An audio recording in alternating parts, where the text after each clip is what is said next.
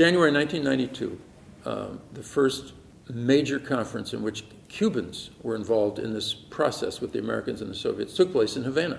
Fidel Castro led the Cuban delegation. The Russian delegation was led by General Anatoly Gribkov, who designed the whole deployment, called Anadyr, and Robert McNamara led the Americans. And at this point in his life, Gribkov was virulently anti-American. He thought that the Americans, all of us, knew certain things we didn't know.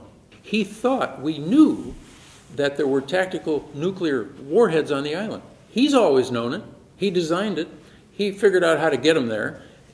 And in his way of thinking about it, he was reviewing for us some things we should already know. Gribkov says, and there were X number of tactical nuclear warheads had been delivered to the island, and he goes on to say, and the field commander in Cuba would have had discretionary power to use them, something like that. Now, there's three languages here, Spanish, Russian, and English. When Robert McNamara hears this, he takes his earphones off in a kind of semi-spastic response, says, wait a minute, no, there's something wrong here. No, he just said there were tactical nuclear warheads on the island? I'm sorry, you're wrong about that, General. And the General said, no, I'm not wrong about that. I designed the deployment of those warheads. I knew exactly where they were, without knowing that he had just completely upset everybody's understanding of this event. In other words, it was much more dangerous than anybody ever dreamed, because McNamara is sitting across from him knowing